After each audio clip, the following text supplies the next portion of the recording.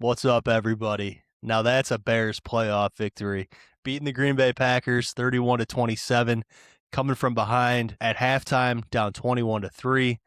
Looking like a lot of hope is lost for anybody that has not watched this team throughout the season. But if you're a Bears diehard and you've watched 17, 18 of these at this point, you knew that they're not dead. They're those cockroaches that just can't be killed, man. You gotta take them out twice to get the job done. Man, what a game.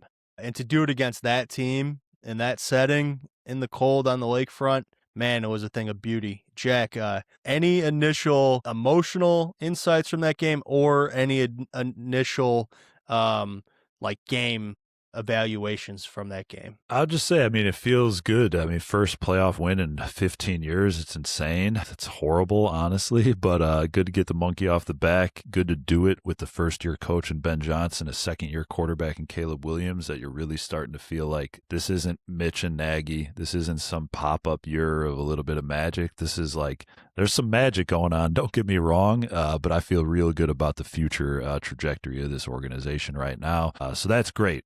Feel good first and foremost to kind of knock out the Packers, to have it be them as the opponent you get it done against. And yeah, man, you get in that first half and you're like, a little bit of you is kind of like, of course, this bullshit, we knew this was going to happen. But it's the same thing we've been saying consistently about this team. I never got the feeling, the Bears feeling of the course of our entire lifetime, really, where you just kind of get in these, you're down and it's over. It's not a team that can play from behind. They're going to get buried. The offense is going to be able to keep up. They're not going to be able to pull the nose up and get out of there with a win.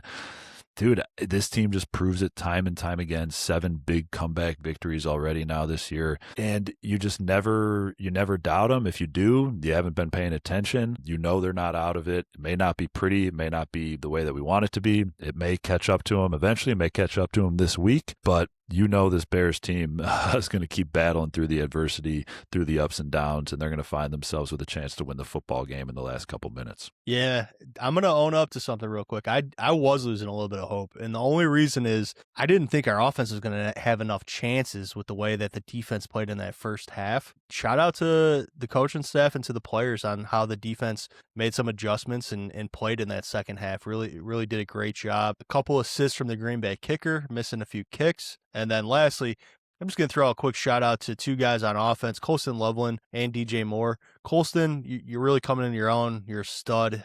Future's super bright. DJ Moore, feels like you're kind of on the opposite side of your career, maybe a little bit on the downswing. You're still a good receiver, but you've really stepped up in some key moments for this team. So I think he deserves a little shout out there as well. And one more shout out, Ozzie Trapillo, going down with a patella injury. The way to get off the field despite the injury and not cost your team a timeout and to just have that presence of mind and that toughness about you to do that, man.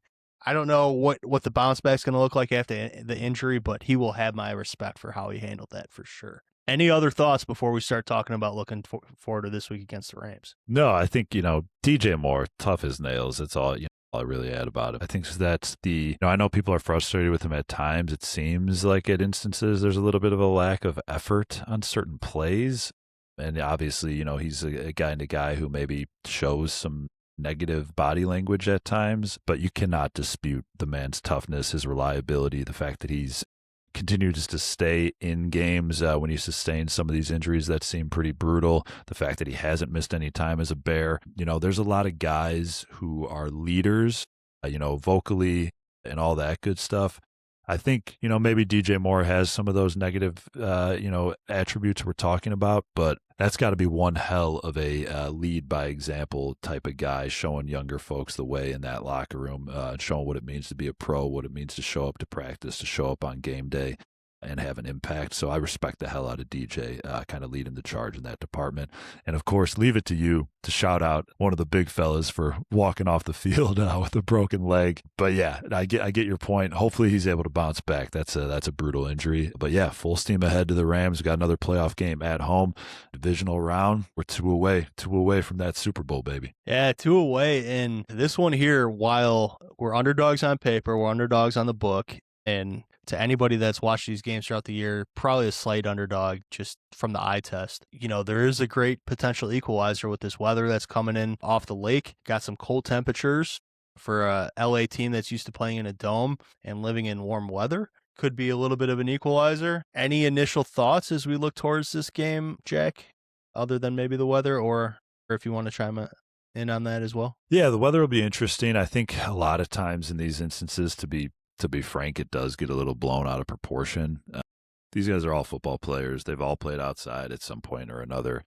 I think you can kind of buy into the weather stuff, and you like to think it's an advantage for the Bears. I don't know. I watched the Rams roll into Soldier Field in December not too long ago and smoke the Bears. Historically, the Bears have lost to San Francisco and that alleged bear weather.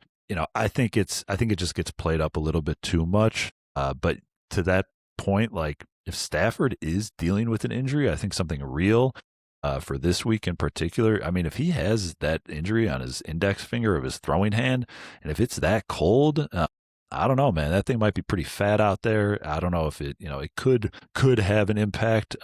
But I think this weather is going to be a lot to do pregame. I'm not sure it's going to factor in too much on the field. All right, we start looking at the game itself outside of things you can't control like the weather. Personally, I start looking at that Rams defensive line. It's a really tough unit. Obviously, the Rams quarterback, Matthew Stafford, up for MVP, probably the MVP of the league this year. Him and Drake May was kind of a two-horse race, but it seems like Stafford maybe pulled away a little bit. You got those receivers with Adams and Nakua that are going to be tough for our guys to cover.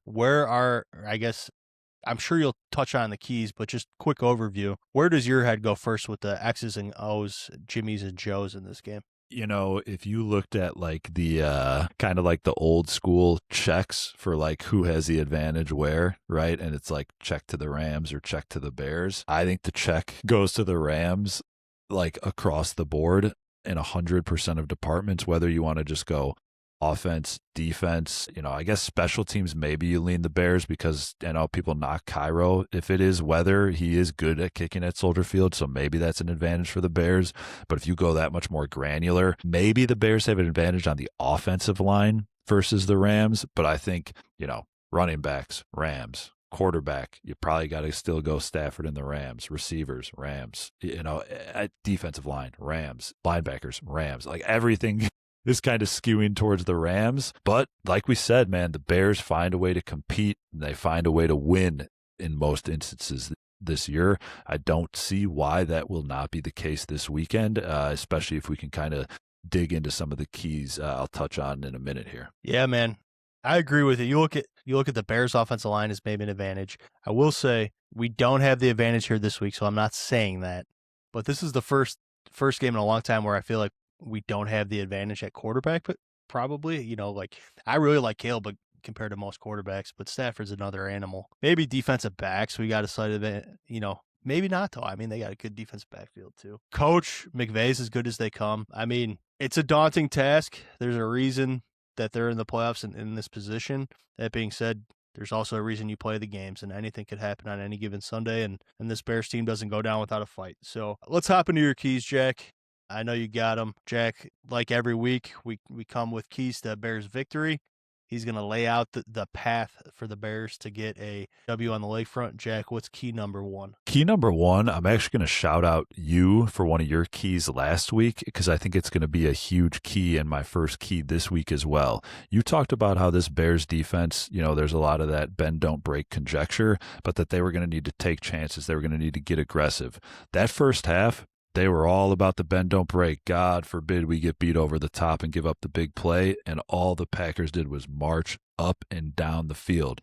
They come out in the second half. First snap, they're sending two blitzers off the edge. I think it was Kyler Gordon and maybe Noshawn Wright both getting in there. Dennis Allen kind of went into fuck it mode. He started throwing everything in the kitchen sink at them. He did get aggressive, and it changed the game completely. So shout out you for being 100% right with that key last week. I think it's going to be a huge factor this week as well. Now, the thing is, they're going to think game plan wise, okay, Matt Stafford has thrown roughly 75% of his touchdown passes have been against the blitz. This Bears defense, you can't say, the key is going to be to get pressure without blitzing. They can't do it. They've proven time and time again they can't do it, so forget it.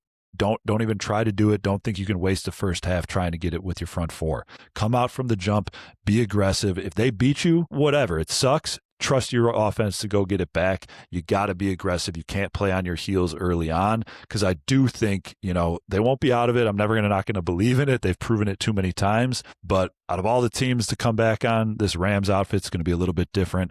You got to be aggressive from the jump. I think that they'll learn from what happened last week, and hopefully they will be, but I think that's going to be a huge factor. Don't get scared. Don't be panicked by the fact that Stafford is so good against the blitz. That's a thing. It's not, in anyone's head. That's very real, but you got to take your chances. You got to send some guys and get after 'em. I appreciate the shout out, Big Jack. But yeah, I mean, this just let everything up underneath and try to stall and get out, stall in the red zone and get out of there just giving up field goals. I think it worked one game and they kind of got lost in that philosophy, but I think a better approach overall is being aggressive with your defensive game plan. I love that first key. I think if they want a chance to win, that's for sure what they're going to have to do on the defensive side of the ball. Key number two. Key number two, I think that you could go a variety of different ways in this game. There's so many big quote unquote keys. It's really hard to bubble it down. I'm going to turn to a guy that has had the Bears number for a long time. They sort of conquered some demons this year. They didn't end up playing Aaron Rodgers, but they beat his Steelers team. They beat the Packers a couple times now. Puka Nacua is going to do his thing, but a huge differentiator for that offense this year has been Davante Adams, particularly in the red zone. Davante Adams, he's going to have no problem playing in the cold. He spent his whole career with Green Bay. He's played in a million cold weather games, a million big cold weather games. It's not going to affect him. I promise you that. And he is dominant in the red zone. You got to find a way to contain him.